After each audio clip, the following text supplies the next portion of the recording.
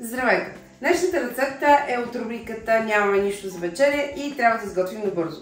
Ще бъде едно предложение пиле с сметанов сос и спанак.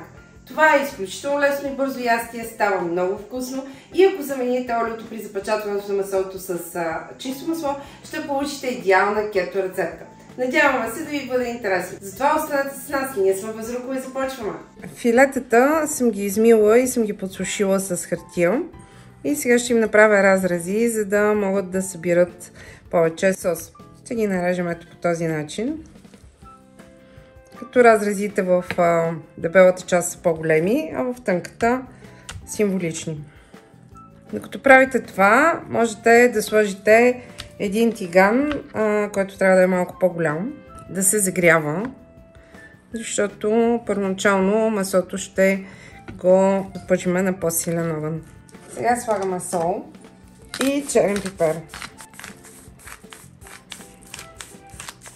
И ще ги оваляме, ще ги поръсиме с брашно. Тъй като са само 3 филета, няма да слагам цяла чиния, по този начин ще ги наръся. Валяйте ги от всички страни в брашно и ги слагаме на котлона да се запечатат много хубаво от всички страни. Сега трябва да нарежем зеленчуците. Ако имате чери домати, те са по-добрия избор за тази рецепта. Една шепа чери домати.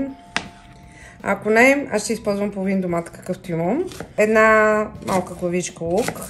Нарязвам я на филийки. Няма нужда да са много фини, защото пърженето и задушаването ще ги смели. И 3 скелитки чесън, които ще нарежа на филийки.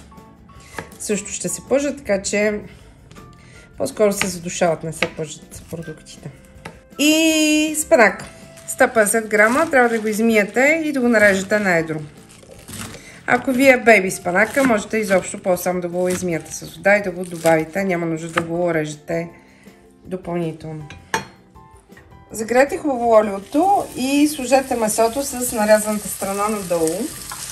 Това няма да ни е основното готвяне, трябва само да го запечатаме за 1 минута от страна.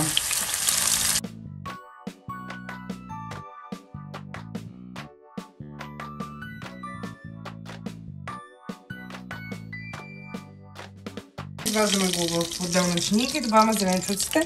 Първо ще сложим доматите и лука.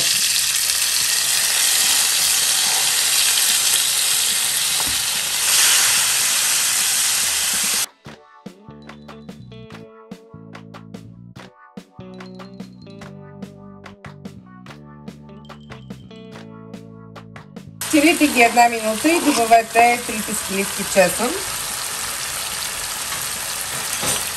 и спанака, който приготвихме.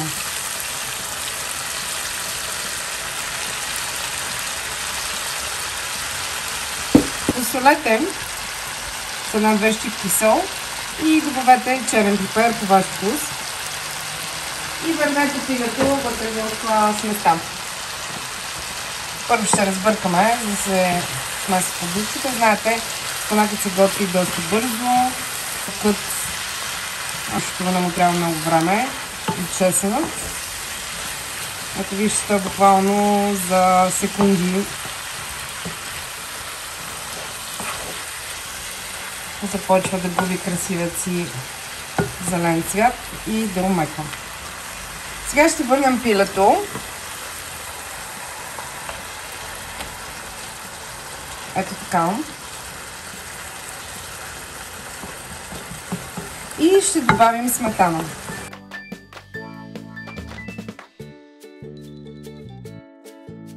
Това е животинска сметана за готвяне. Добавяме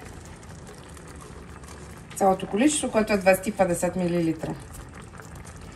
И сега го оставяме да кръкри 10 минути. Приготвихме това невероятно лесно и бързо ястие, пиле с спанак и сметанов сос. То е напълно подходящо за всички хора, които се хранят с повече протеин или спазват ниско въглехидратната високомазнинна диета или пък кето. Приготвя се, както видяхте, много бързо и лесно. Можете да го хапвате дори и студено. Така че рецептата е наистина универсална. Надяваме се да ви е харесало. Ако това е така, не забравяйте да се абонирате за нашия канал. Ние сме Безруково. Благодарим ви, че бяхте с нас.